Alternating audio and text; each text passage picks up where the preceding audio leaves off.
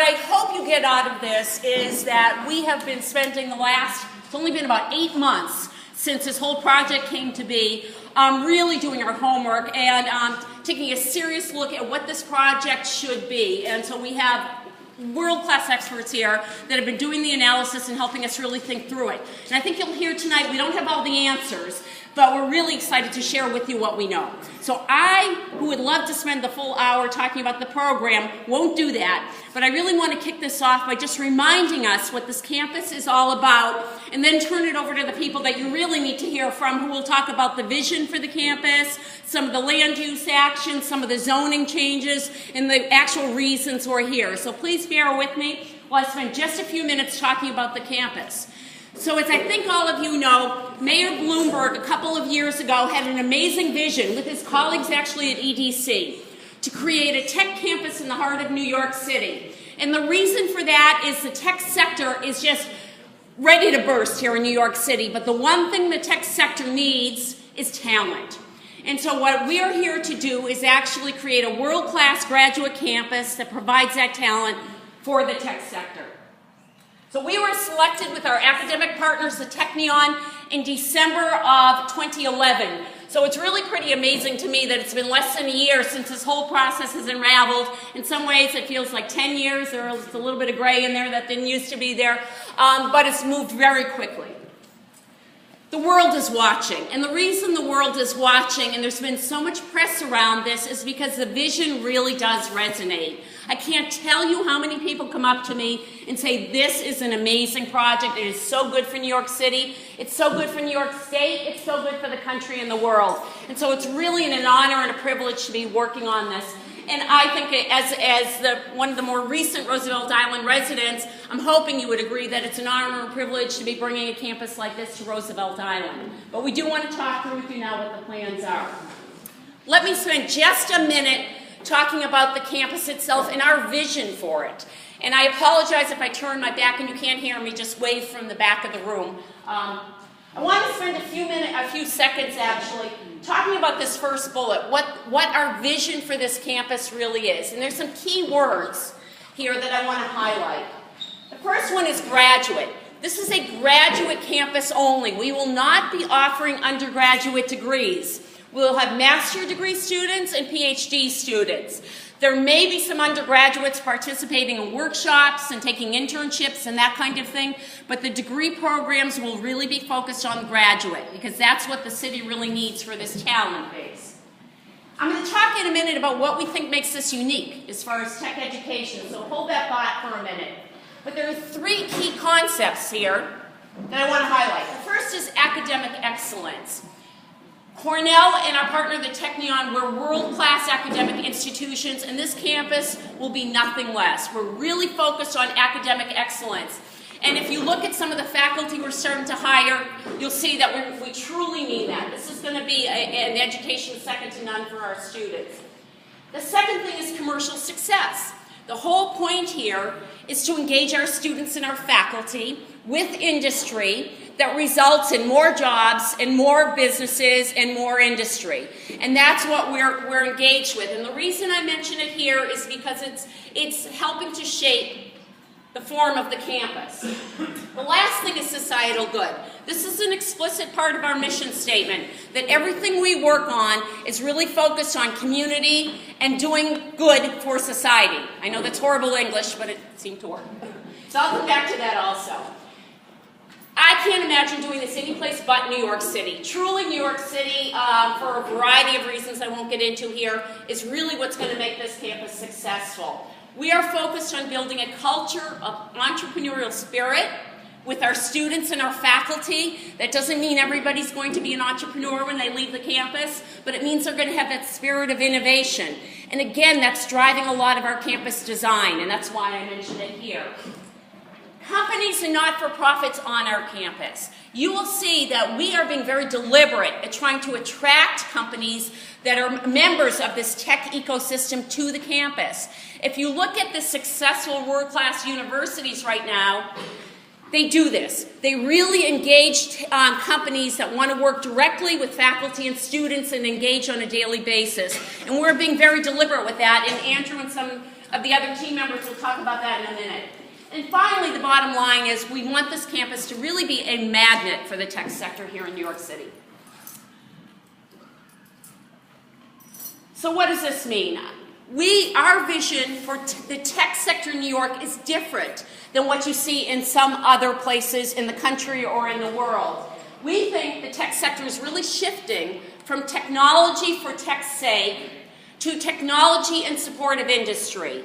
And our vision is to focus on those industries that are really world-class in New York City and engage them with our tech campus. And I will show you some of those industries in a minute. So New York truly is positioned to be this, the new tech capital of the world. When we do this, you can easily see the estimated private sector job creation will be in the thousands and potentially in the hundreds of thousands. Let me talk for a minute about Technion. Technion is our academic partner. They are a world-class institution that has really helped to transform the Israeli economy. 25 years ago, I think it's fair to say that Israel was primarily an agricultural economy, and today they are really a tech-driven economy. And Technion graduates are right in the middle of it. I will talk in a minute about what Technion's role is on this campus, but we're delighted to have them as partners. Here's what we're going to be doing on the campus. We are going to be offering a number of, again, all graduate degrees. So Cornell will be offering, we have the ability right now to offer 5 graduate degrees. They're all master's degrees in engineering-related fields, and one of them is an MBA with a technical focus. With the Technion, we are planning 3 potential dual degrees that will be 2-year degrees. Again, very technically oriented, but these dual degrees, because they're 2 years, will focus on the industry areas that I just mentioned, so they'll be a little bit different. I already talked about the entrepreneurial culture that's going to permeate through the curriculum. The curriculum is going to be very innovative. I talked about hubs. These are the actual areas that we're going to be looking at in our curriculum, and there are 3 right now. And many of you may have already heard me say these will change over time. These are not something we're going to put in place in 50 years from now. We're still going to be working on the same areas. And the way we selected these areas, the tech in support of these areas, is based on the industries, again, relevant to New York City that you can see on the right-hand side there. So our faculty and students will be doing research and studying these industries and technology in support of these industries. So what are we doing now? While we're planning this fabulous campus for Roosevelt Island, which will open in 2017, we've actually opened our doors. So thanks to a generous donation from Google, we have space for the next 5 years in Chelsea. It's fabulous space. I encourage everybody to visit if you can. Let me know if you're coming. We've hired some faculty. We've actually started admissions for the first degree program, and that will start in January of 2013. Some of you may have seen some of the press. We started this very unique partnership with the Department of Commerce, and that's an innovation center that actually is already located with us in Chelsea. And what that does is create a resource. This hasn't been done anywhere else in the country. This is a resource for entrepreneurs across New York City, actually across the metro area, if people want help kind of navigating patent issues or copyright issues or all the other intellectual capital questions that they may have as they're trying to get their businesses up and running. And we're very excited to have that individual with us, and the goal is that she would, and her operation would move with us to Roosevelt Island. We've established a steering committee. We have 3 fairly well-known tech entrepreneurs that have agreed to give the campus leadership advice and guidance. And those 3 entrepreneurs are, you've probably heard of all 3. One is Mayor Bloomberg, who's quite an entrepreneur in and of himself. The second is Eric Schmidt from Google. And the third is Erwin Jacobs, who founded Qualcomm. So we're delighted to have them giving us advice and guidance as we move forward. And the last bullet here is what you're all here to hear about, which is we're planning the permanent campus. So let me go very quickly, talk a little bit about our community mission here and then turn it over to Andrew. Cornell is the land grant institution for New York State. And what that means, I strongly suggest you Google that if you don't know what that means. But in a nutshell, what that means is that is a core part of our charter. It's our mission to work on public service and outreach across the state. We're in every one of the boroughs here in New York City. We're in every county across the state. When we are part of a community, we do everything we can to support that community.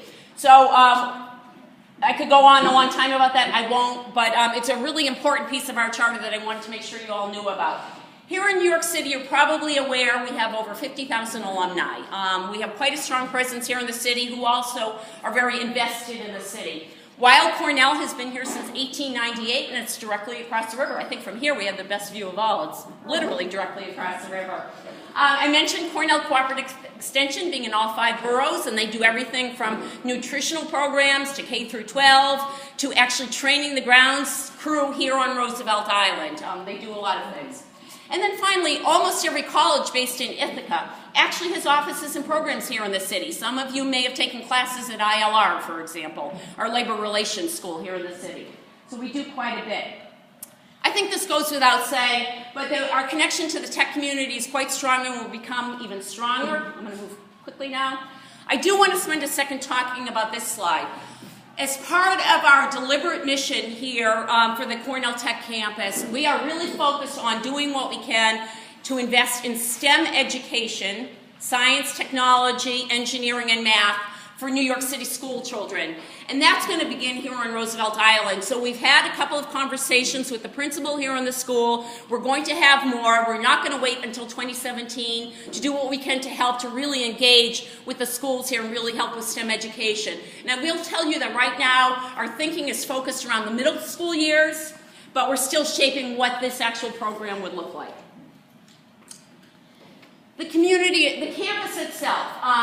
Andrew's going to talk in a minute about what the acreage means for open space, but a big part of our thinking was making sure this new campus is a wonderful resource to those of us that live here on the island, and actually to all New Yorkers.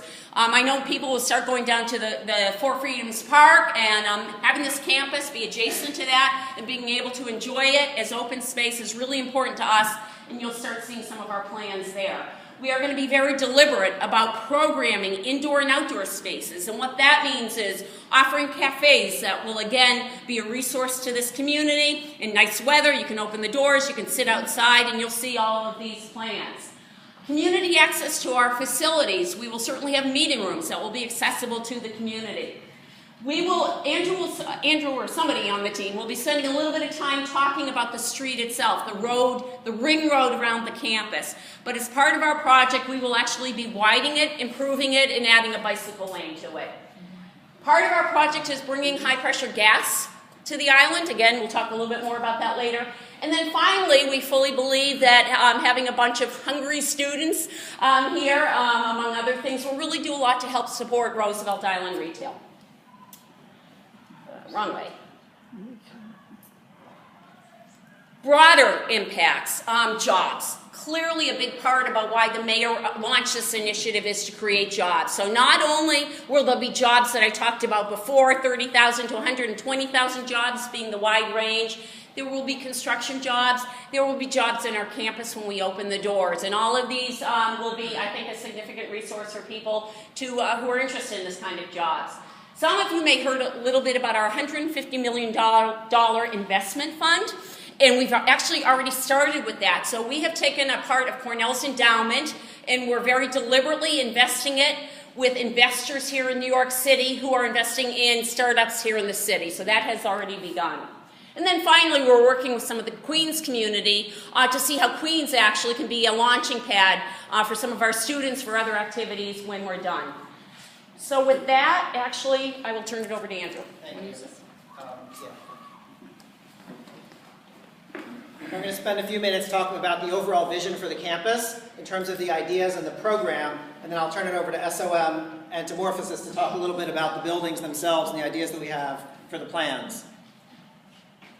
So what is the overall campus vision to achieve the program that Kathy discussed? We're looking at up to 2.1 million square feet of development of a program that is over 25 years. And it's very important to remember that this happens in phases. We're looking to open phase 1 in 2017, and we're going to focus a lot on that tonight. That campus will be operational for 7 or 8 years. We would then undertake phase 2, which would again be operational for 7 or 8 years, and we would then undertake phase 3. There are 4 different kinds of programs that we're proposing to put on this campus. The academic and research uses is exactly what you would think. It's Buildings that have classrooms in them, offices for professors, libraries, resources for students, collaboration rooms. Architecturally, this is going to be more similar to a tech company maybe than an academic institution, but the idea is the same. You have a building that's focused on research, students, and faculty. The second piece is commercial co-location. Kathy mentioned that one of the critical elements of this campus is engaging the entrepreneurial tech community. So bringing them onto the campus, having an opportunity for office space for tech companies so that students can have mentors not only in the academic environment but also in the business environment is very important to how this campus is intended to work. So you'll see these corporate co-location buildings really fundamental to the mission as part of each of the phases. The third piece is housing. Very important to animate the campus and to really make it lively and a place that has a certain energy to it. We want to have the students and some of the faculty living on campus. It's a convenience for them because it's right next to the academic and co-location buildings, but again, it also helps to enliven the campus to keep it safe and lively basically around the clock. And you'll see housing in each one of the phases we're talking about. It also helps with transportation issues, which we'll talk about later tonight. And finally, executive education facilities. Again, part of the mission is bringing the corporate community to the campus for their ideas and sharing our ideas with them. So these have become very common in university communities over the last number of years to have executive education opportunities for exchange of ideas, and we're going to be looking at that as part of phase one. One thing that pulls all these different programmatic pieces together is the idea of top quality architecture, which you'll hear a little bit about tonight, and public open spaces, which you'll hear a lot about tonight, because that's really the heart of this campus, and that's the way we're thinking about a master plan that develops over 25 years, pulling it all together with a series of high quality public open spaces. Finally, we're very interested in promoting sustainability through traditional and innovative technologies. We'll talk about that a little bit tonight, but you'll hear a lot about that over the next number of years. As a tech campus, and as a campus that's really focused on built environment, this is really one of the things that we care deeply about. So quickly on the site, which most of you know, it's 12.5 acres roughly, currently occupied by the Goldwater Hospital. About 9.9 of those acres are owned by the city, straight out, and about 9.9 are owned by the city, about 2.6 are owned by the city, but currently leased to REOC. The city has a plan to decommission Goldwater Hospital. That plan has been in place from before the time Cornell joined this project. The city approval process, which we're beginning now, is required for the changes in zoning and for the disposition, again, which we'll talk about in later tonight. Finally, there's a state process for inclusion of the REOC property in the overall master lease to Cornell.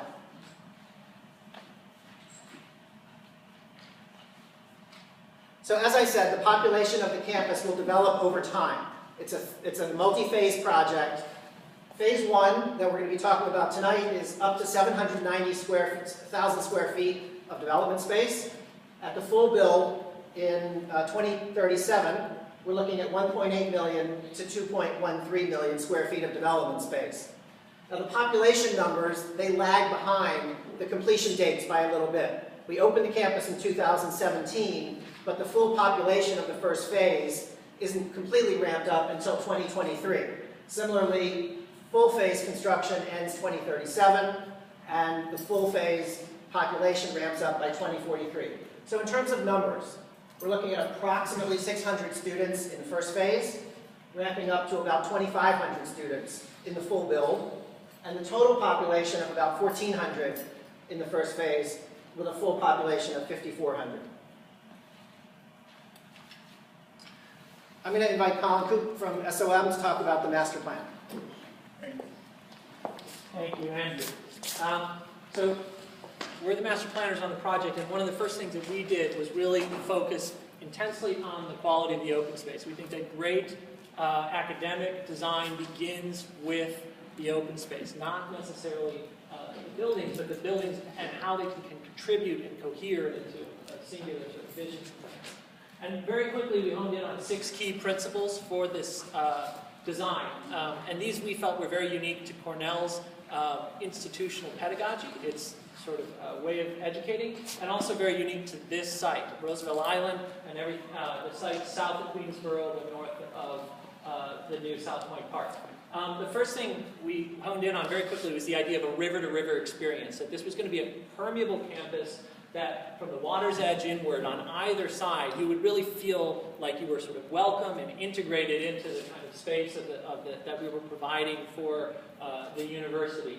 At the center of the campus, the second key principle is the idea of a north-south spine. So similar to this portion of the island where you have Main Street, along which most of the circulation flows, we would like to create a pedestrian spine at the center of the island, and around which the kind of vibrancy of the buildings can open and spill out on that and create a kind of central hub that moves people north-south throughout the campus. Following along then are a diverse collection of active and open spaces. What we mean by that is really not that we just want a bunch of green quads, but rather we want open space which has the possibility of being programmed for a lot of different uses. So whether that is a movie showing or a campus graduation or a temporary market or whatever else you could imagine, we want open spaces which feel like they're vibrant and they are cited diverse across the whole campus. Close link between indoor and outdoor spaces. We think as much as possible that we want the idea of the energy of the open, what's going on inside of these buildings, all those great ideas that Kathy talked about, the innovation that's happening, as much as possible we want that to spill to the outside of the buildings. So what that means is things like front doors of buildings feeling very transparent and open. It means things like cafes and other things not being closed off from the public, but actually being at grade, opening onto that north-south spine. And it means finding ways in which the sort of definition of what is Cornell can even allow people into the buildings themselves.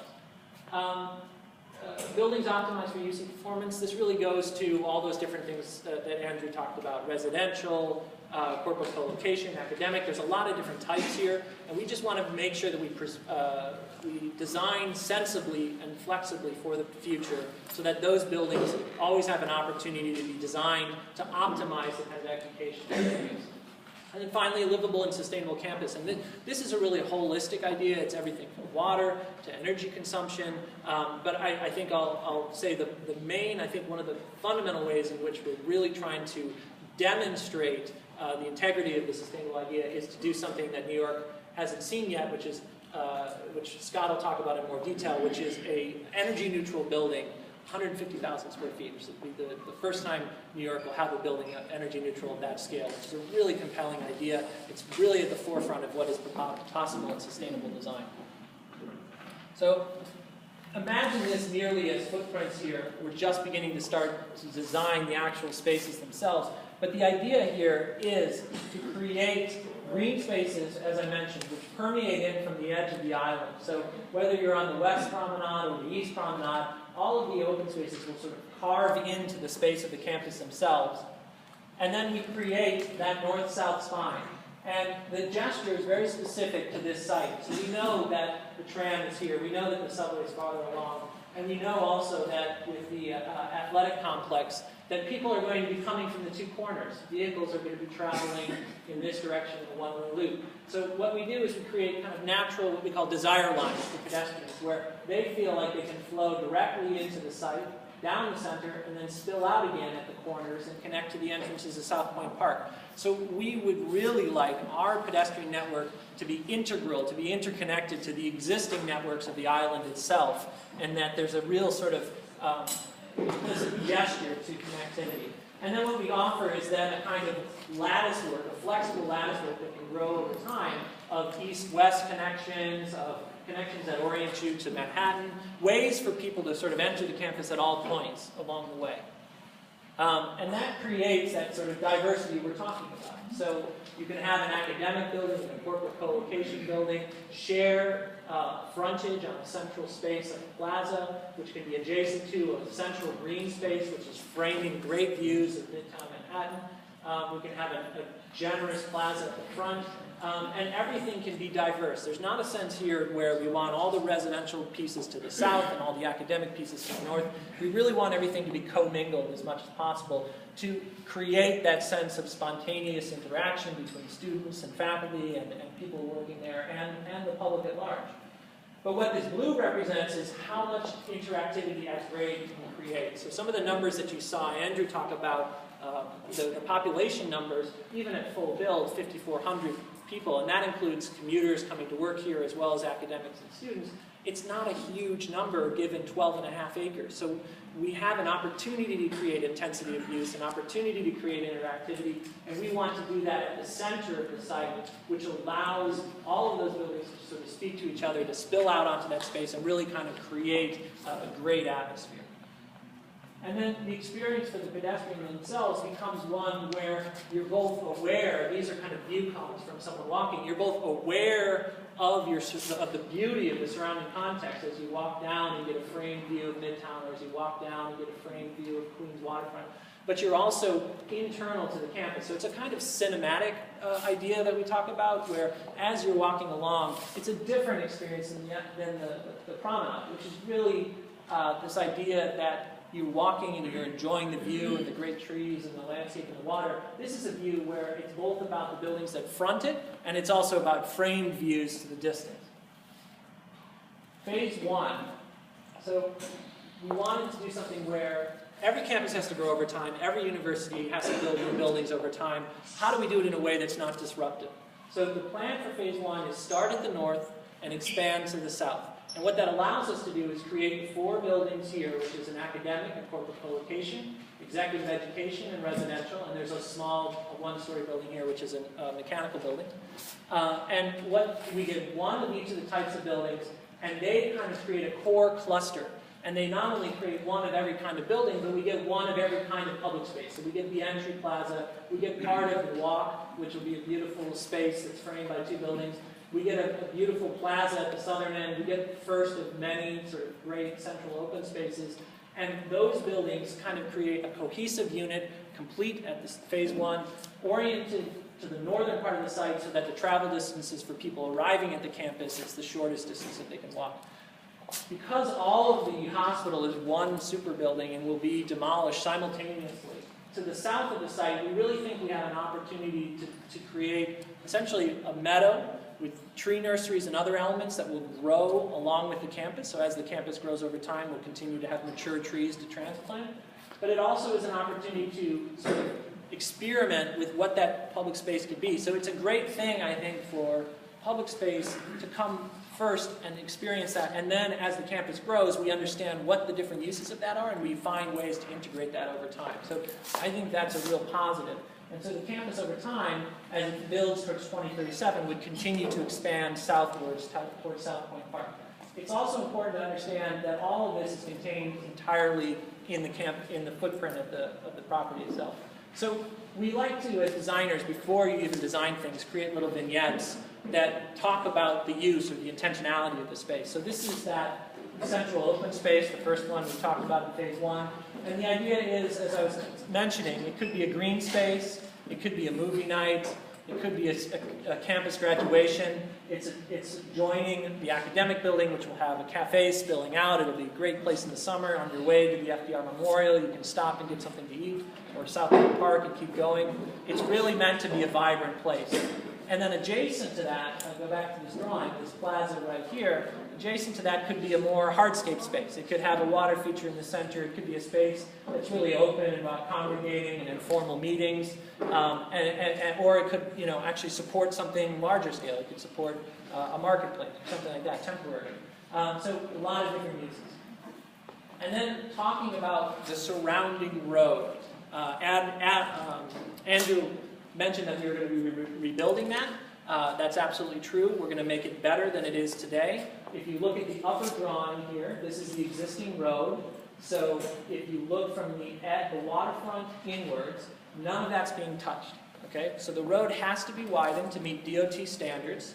And so what we're doing is we're expanding the width of the road inward. So all of the public space is completely preserved. And where you currently have a drive aisle, a one-way drive aisle with a continuous line of parking that's along the Esplanade side, now we will have a two-way bike lane along the waterfront. We will have a one-way drive aisle, and then we will have a lane for parking, but that inner lane for parking will be interrupted by trees, which will preserve the existing trees. It will be interrupted by shuttle drop-offs. So it becomes a much more generous way of circulating, not only for pedestrians, but for bicyclists for the first time, and for vehicles. And it meets DOT standards, and it does all that without interrupting any of the beauty of the existing public space. So that's the basic idea of the master plan, and I'm going to turn it over to Scott from Morphosis, and he's going to talk about a lot of the ideas underpinning the first academic plan. Are you touching the promenade avenue? No. Quickly? No, we're not touching. How about the railing, the old railing, which doesn't need the code? And We're not touching any of the promenade, including the railing. so you are not doing any beautification to the island. You are working Maybe on you'll the finish side. with the presentation. Yeah, we're going to handle questions at the end of the presentation, so I'd like to do Feel it free that to way. pick it up Yeah. again where we like. Okay. Thank you. So I'll speak about a few key points that's relative to the first academic building in the Cornell Master Plan project. One of the things that differentiates the curriculum for the Cornell campus, New York City Tech, that Kathy already alluded to a bit, is that unlike other traditional schools or departments, there are no departments in this campus. So there is in your traditional, let's say, English department or your math department. So the idea of the curriculum is based around the hubs, as you've already seen that slide. And the hubs will track different sectors of the general economy and the New York City economy. So the idea of providing a building that's highly flexible and that has the ability to change, and this is a 25, 30-year master plan, is key for us. There will be a lot of very bright students, faculty, researchers, administrators working in this building. So one of the things that we're looking at very closely is really creating different opportunities for people to walk through the building, interact and work through, because to truly to support the idea of the interdisciplinary types of workspaces that they will highly benefit from. The design process is well underway. We just finished delivering the pre-schematic the design documents. It will kick into the schematic design effort. We've been working with SOM, who's been working on the master plan in general, locating the building, locating the massing, entrances, working with the landscaping strategy for the site, and also with the end user and the dean of the school in actually figuring out what's in the building and what's not in the building space-wise. Classrooms and collaborative spaces. Kathy mentioned that this was a graduate level campus. And unlike probably the more undergraduate classroom setting, which really does require a classroom, group of students, and a speech, the graduate level tends to work much more in clusters or smaller groups. So to that effect, the idea of having a lot of classrooms in this project is mostly outdated already. And the idea is to set up different types of spaces that can create and enforce this kind of casual, collaborative, smaller cluster type of learning and teaching. Graduate level course also very often doesn't necessarily happen inside the building. It can also happen over cafe, on the exterior, outside of the building. So that inside and outside interactivity of the building is also very important. And then lastly, the ambition for the net zero, which Colin already mentioned. Any time that you're working on a very high-performing building, especially trying to get to a net zero ambition, starts from every little move that you make in the building, and really begins with trying to design a building that's highly efficient to begin with. So how much power do you use? And if you can work on reducing that, it goes a long way. So in other words, how much, let's say, glass you have in the building. So that's a formula that we're looking at very closely. Whether you're even using desktop computers or laptop computers, so we're also looking at that. So the whole idea is to start very economically to begin with, because it's going to make the effort much better. And from then on, it includes a lot of other sort of high-performing strategies. It includes all the things that's related to mechanical systems, includes chilled beams, includes geothermal wells, and also includes solar panels to make up for the electrical power that you need to produce on site.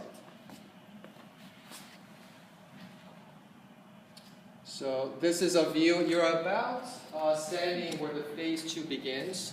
You're looking north. You're looking at the first academic building to your left, the entry into the entry plaza beyond, and the big central plaza that's open to New York City to your left of this view. And I think that's it. Thanks. Yeah. So we're very excited about this vision for the campus, and I want to talk for a few minutes about how we get to that, about how we get to the point of having it open. And clearly there's a lot of construction involved here, and we want to talk about how we're going to work with you, with the Roosevelt Island community, and with the broader New York community to try to manage the impact. I'm going to walk through these fairly quickly.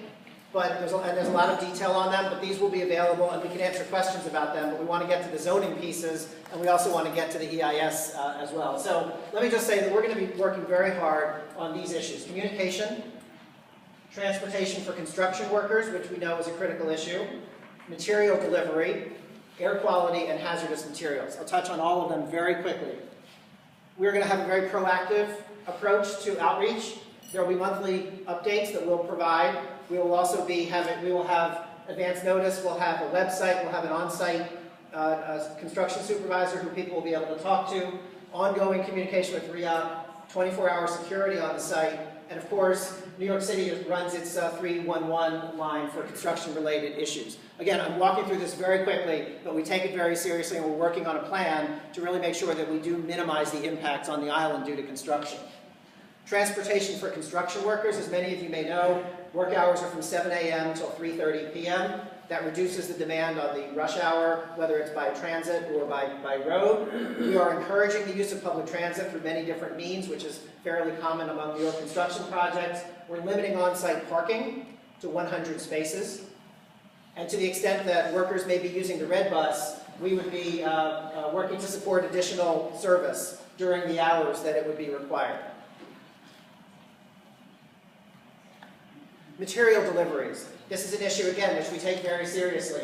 We've identified a strategy to significantly reduce the amount of truck trips on this project. We have a situation where we're demolishing a building and we're building an entire campus.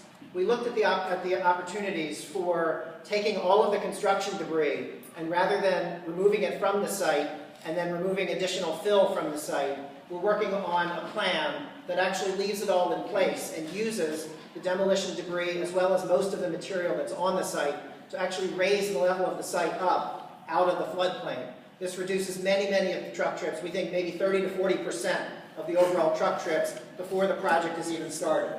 In terms of the rest of the truck trips, we'll talk about the EIS later on in the evening. We're projecting truck trips for phase 1, we're projecting truck trips for phase 2, and we're working on methods to best manage all of these trips. We're looking at managing the arrival times and prohibiting non-scheduled deliveries. We have the opportunity to do this. On many projects they can't. But bullet point number 2, using the site-wide storage. We have a very large site.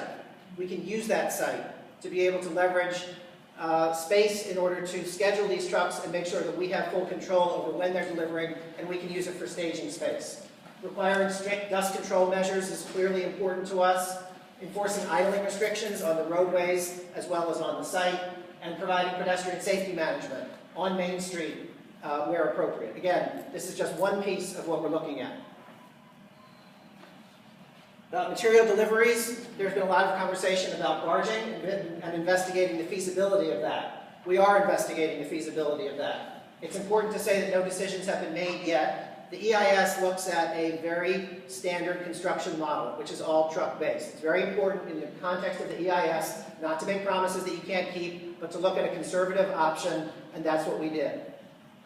There are certain logistics we need to look at having to do with barge deliveries. We need to understand what the options are for various different staging locations, as well as transfer points, as well as Roosevelt Island landings. Materials frequently come from different places and at different times, so being able to understand where they're coming from and stage it on the different harbor areas is quite a challenge. Feasibility as to what, in fact, can be delivered by barge, and of course, cost is always a factor in determining issues on construction. Finally, we are committed, as I mentioned before, to provide regular updates on construction and transportation-related issues. People have asked questions about the air quality. Again, we're going to talk more about this later, but the DEIS studied the impacts of what are called mobile sources, which are the trucks and the cars that are coming to serve the site, whether during construction or after construction, focusing on carbon monoxide and particulate matter, and all of the indications are that there were no significant air quality impacts due to the mobile sources, and that the concentrations would rise very slightly, but that overall the concentrations remain well below the applicable thresholds.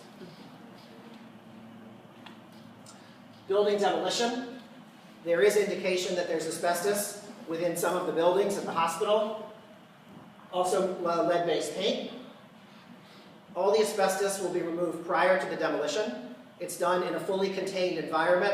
Not only is the work done in a contained environment, but the materials that are taken out are put in sealed containers before they're taken off the site. Again, this is fairly standard practice. Very, very small amount of material, as you can see, that will be actually moving. Third-party monitoring, very likely to be required, depending on the extent and the type of what we may find. We haven't done a full analysis of the building yet. Fully regulated by government agencies at multiple different levels. We would work very closely with them throughout the abatement process. Possible PCB containing materials in the buildings would be sealed and removed prior to demolition. And finally, on the site soil itself. The studies have indicated that the site is what's called urban fill. It's some elevated levels of certain metals and what are called SVOCs. We are creating a remedial action plan, as well as a construction health and safety plan, both of which will be approved by New York City's Department of Environmental Protection. The on-site soil excavation, storage, and stockpiling will be monitored throughout the project, again by New York City DEP, and possibly by third-party monitors, depending on what's found. We will install a clean fill cap on the site, and any other tanks or hazardous material that we find would be removed on a case-by-case basis per regulations. At this point, I'm going to turn it over to Melanie Myers to talk about the zoning issues. Thank you. And I actually, just one question. If Colin, if you don't mind me co-opting you, if he sits behind that and plays with the button, will he be in people's mind? That work? Oh, great. So my job, Andrew said that we were going through some land use actions in exhaustive detail. I hope I am not exhausting to everybody, but what I want to do is try to talk to you about the land use actions which have been certified into the land use process that will help make the programmatic vision that Kathy talked about, the master plan design vision that Andrew and Colin and Kosis talked about, and how it actually gets distilled into a series of land use actions. So there are 4 items that are before the community board for review. It is a zoning map amendment, a zoning text amendment, a disposition of city-owned property, and a city map amendment. Next slide. So the first is for the zoning map amendment. Roosevelt Island is zoned. It's currently zoned R72. What that means and what that allows today is residential use on the project site and community facility use on the project site. And it allows actually quite a lot of development. Andrew mentioned that the proposed Cornell plan is about an up to 2.1 million square foot site. What zoning today on the Cornell's campus would allow for is about 3.7 million square feet. So today's zoning allows for substantially more than would ever be built on this site. What today's zoning doesn't do is allow for the corporate co-location uses, for the executive conference center, and for some of the retail, local retail that's being proposed. So next slide.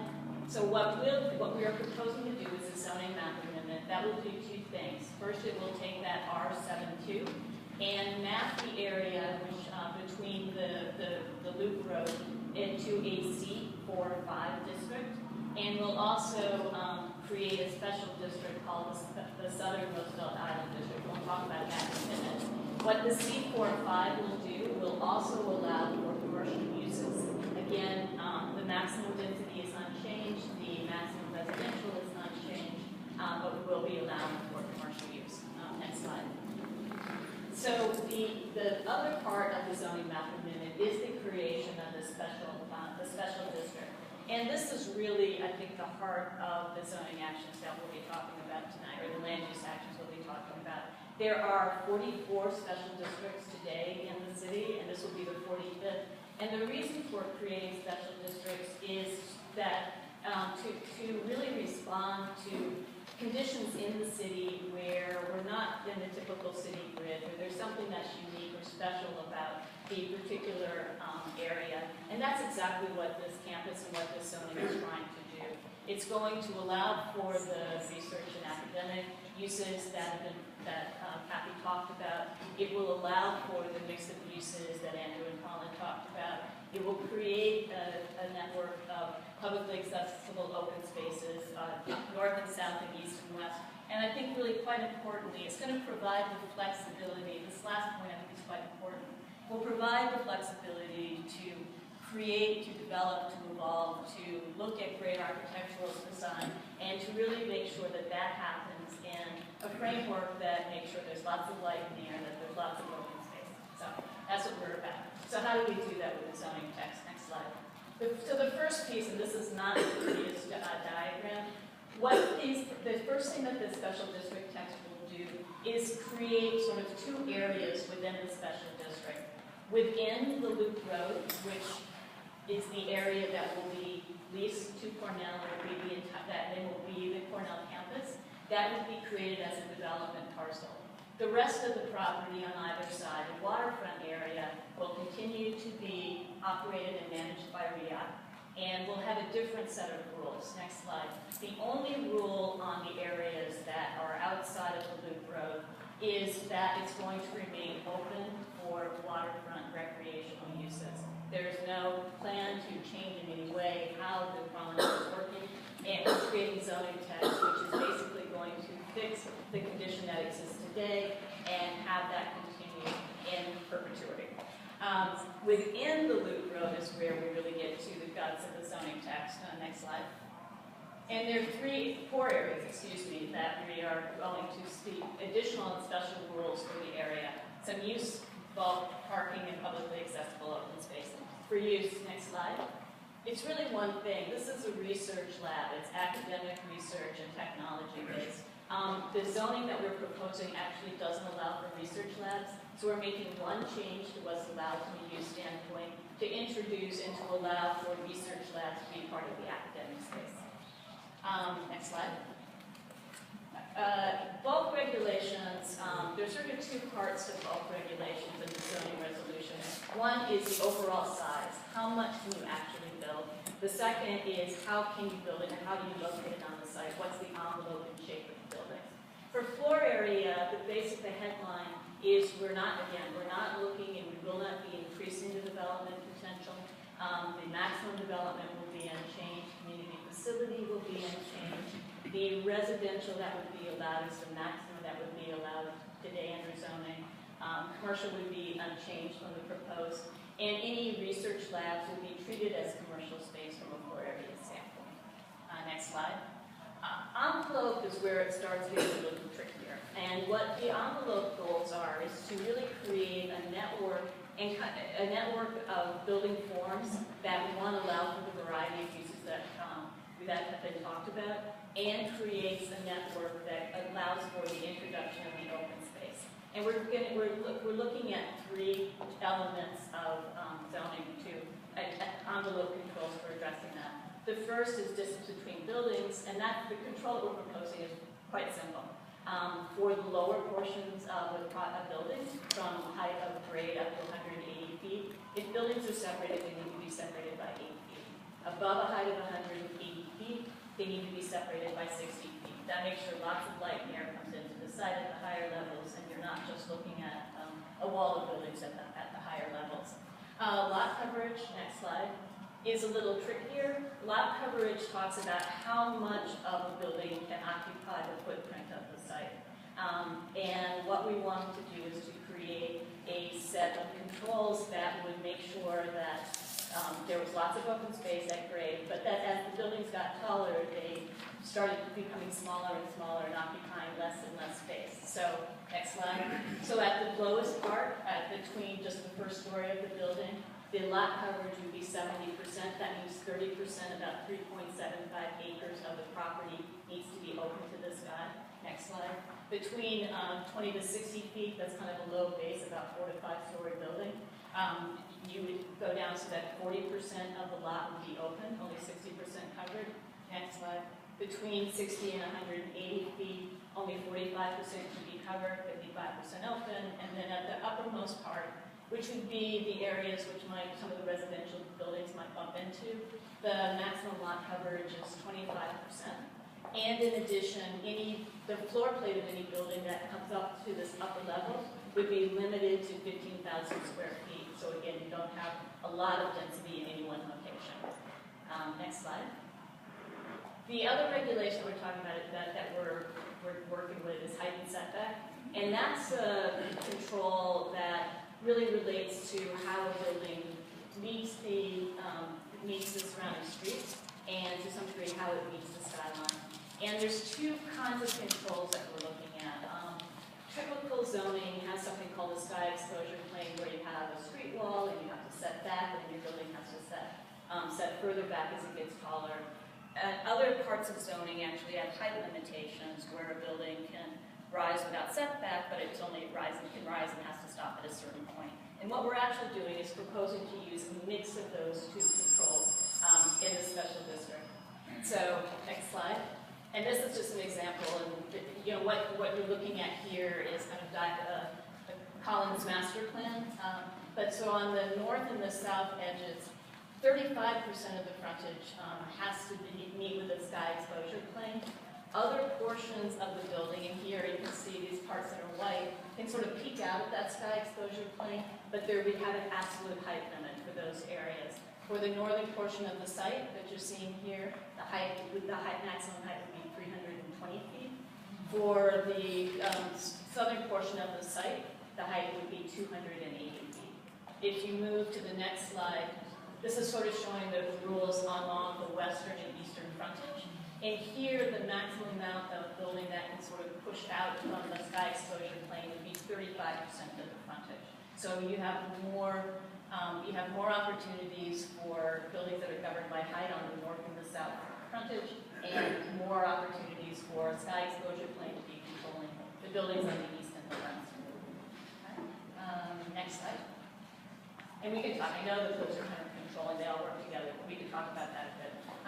Parking. Parking is important. Currently, there is a parking requirement on an R72 districts on Roosevelt Island where zoning applies, and there is a parking allowance. The parking requirement would require that there be about 550 spaces added to Roosevelt Island, and that's part of the development.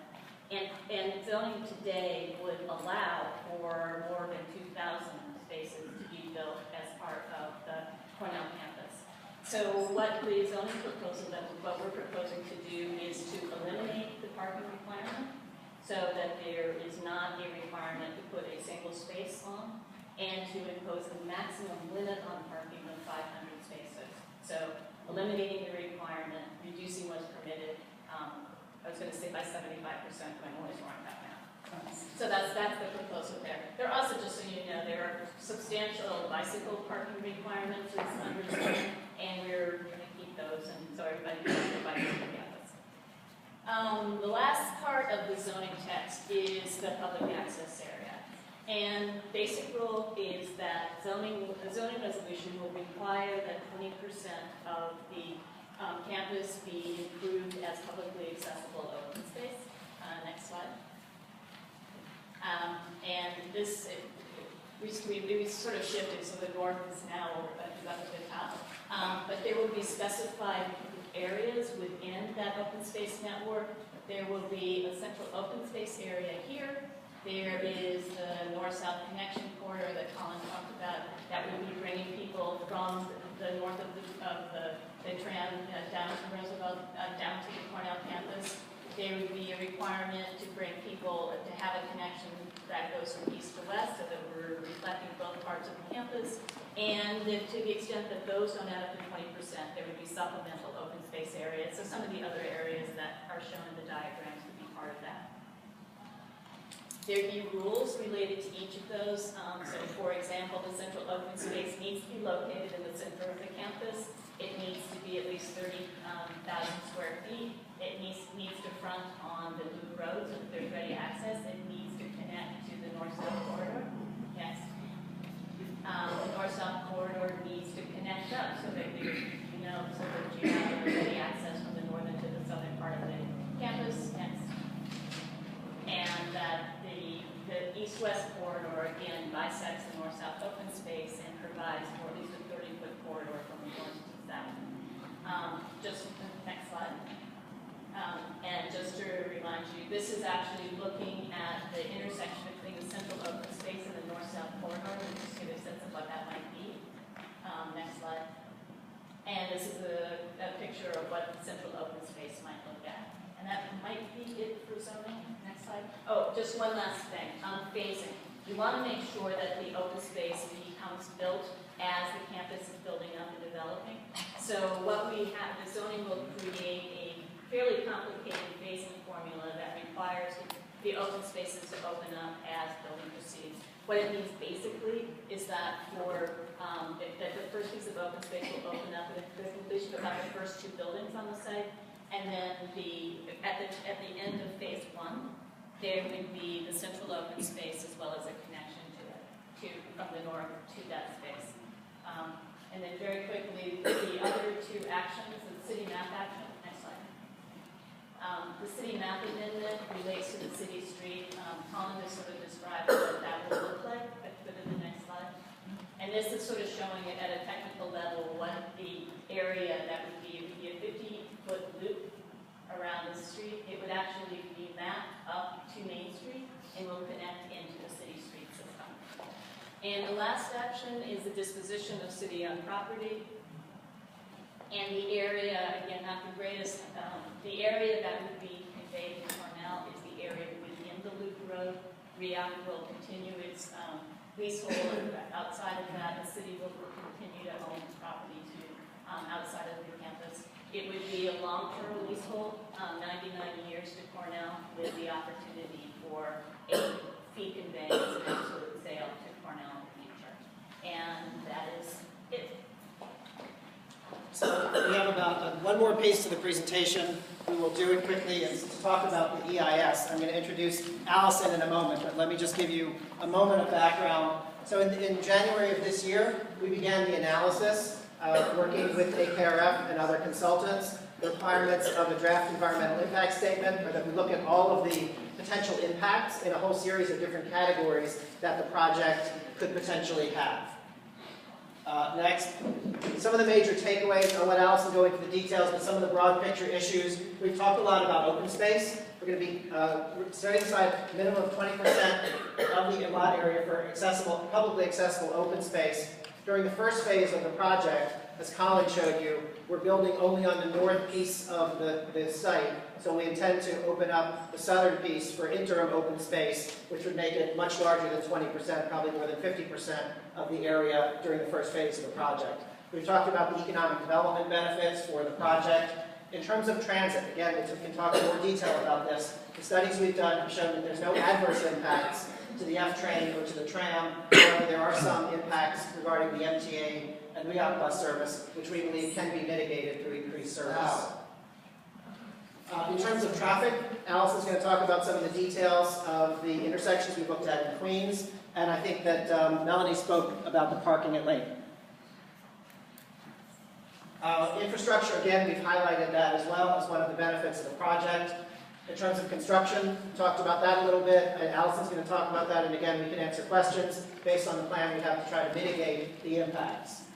Energy, Kathy mentioned we'll be bringing high-pressure gas to the island as part of the overall energy piece of the project. And finally, historic and cultural resources.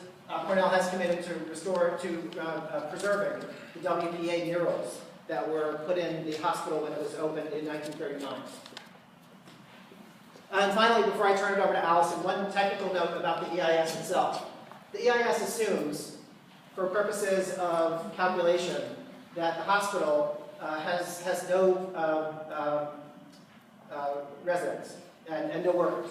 And I just want to show you that the campus population of Cornell at the end of the first phase, which again we said was roughly 2023, would be somewhere in a little over 1,500. The actual current population of Roosevelt, of Goldwater Hospital, is somewhere a little over 2,000. Again, that population is not assumed to be there as part of the EIS. So Allison, if you would walk us through You details. just made a statement that you assume there were no workers, why?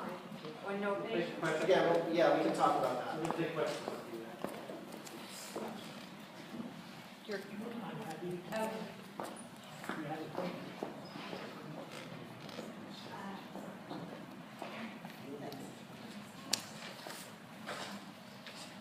Okay, so I'm Allison Ruddock for the HRF, and just as a reminder, environmental review, the purpose is to disclose any significant adverse environmental impacts and to identify mitigation measures that would address those impacts. And that is to help the agencies in their decision-making process. Where we are in the process, a positive declaration and a draft scope of work were issued earlier this year by the lead agency. And the positive declaration indicates that an environmental impact statement needs to be prepared. And then the draft scope of work provides the methodologies for the different analysis areas to tell you how it's proposed to undertake those analyses. There was an opportunity for public input on that draft scope of work. A meeting was held in May of this year. And then comments were taken and incorporated into the final scope of work, which was issued in October, and then also considered as the environmental impact statement was being prepared. As Andrew mentioned, it was an intensive process. The analyses were prepared. The lead agency met regularly with the city's technical reviewing agencies, that's the City Department of Transportation, the Department of Environmental Protection, Landmarks Preservation Commission, and some additional city agencies as well. So the draft EIS was issued on October 10th, and then, take the next slide. It is a comprehensive EIS. It is a large document. It covers 20 different environmental analysis areas that you can see on the slide here.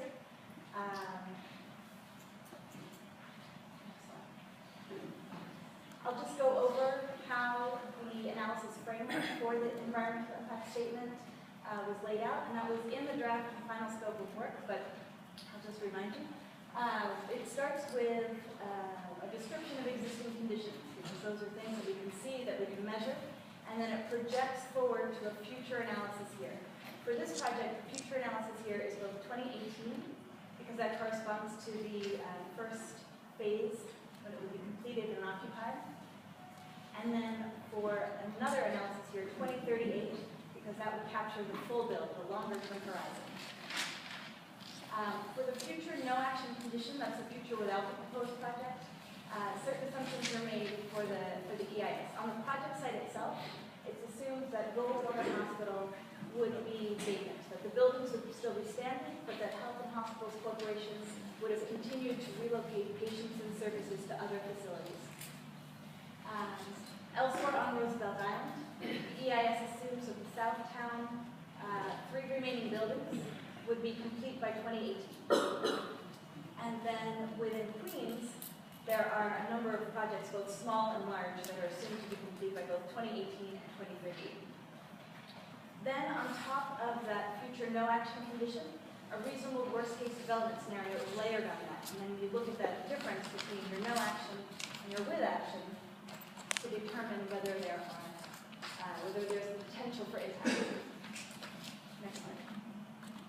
So for Cornell NYC Tech, the reasonable worst case development scenario is the project that was described. So as a reminder, it's 790,000 square feet of space for phase 1. And then for full build, it's 2.13 million square feet. And that's the uses that were previously described: academic, corporate co-location, executive education, and then the population that goes along with that. Next slide.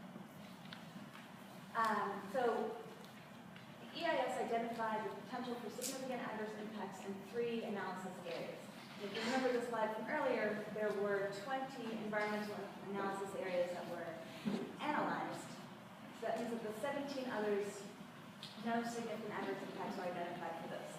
So I'll focus on the three. There are historic and cultural resources, transportation, and research. Next slide. For historic and cultural resources, the Goldwater Hospital complex has been determined eligible for listing on the state and national registers of historic places. And so the demolition of that building complex would constitute a significant adverse impact. Cornell and Landmarks Preservation Commission and the State Historic Preservation Office are working together to identify mitigation measures, and those measures would include, as Andrew mentioned, the preservation of the WPA murals. For transportation, which is traffic, transit, and pedestrians, the EIS did a traffic analysis. We looked at 14 different intersections. That's 4 on Roosevelt Island, 10 in Western Queens. Next slide. For phase 1, impacts were projected to occur at 7 intersections, and those are shown in pink. Mitigation measures have been identified for 6 of those locations, and Cornell is working with DOT to identify mitigations for the remaining 1 intersection. For full bill, 12 intersections are projected to experience impacts, and mitigation measures have been identified for 7 of those intersections. Cornell, again, is working with DOT to identify mitigation for the remaining 5. For the transient analysis, the EIS looked at the tram, at the F train, at the Q102 MTA bus service, and at the Reop Red bus. For the tram and the F train, although there would be increases in riders, there wouldn't be projected to be a significant adverse impact. For the Q102 and the Reop Red bus, impacts were projected. Please. Increasing service frequencies on the Q102 and the Red bus would mitigate those impacts. For pedestrians, 13 analysis locations were looked at, and those are located in between the subway station and the project site. For the 2038, the full build analysis year, impacts were projected to occur at 2 locations on West Street, located between the subway station and the project site. And those are shown with the green squares around the analysis locations. Widening the sidewalk at those locations would mitigate those impacts. And Cornell is working with DOT and with Reop to analyze the feasibility of implementing that mitigation. The EIS provides an analysis of construction. The construction analysis was also comprehensive. On the left of the slide, you see the analysis areas that were looked at in detail. So it's an EIS within an EIS. And impacts were projected to occur for transportation and then on open spaces because of noise increases. The noise increases are due to construction traffic and then from on-site sources. And at this time, no mitigation measures have been identified to address those impacts, and they're characterized as unmitigated impacts in the EIS. For transportation, the projected increases would result in impacts similar to those in the operational condition, and so mitigation measures similar to what's proposed in operation would address those impacts. It's a really quick overview of the DEIS. It is available online on OEC's website and EDC's website. I do have some copies on the CD if you want to find me afterward. There will be an opportunity to comment formally on the DEIS, and that meeting will be held coinciding with the ULIC hearing. So now I'll turn it back to Andrew. Thanks.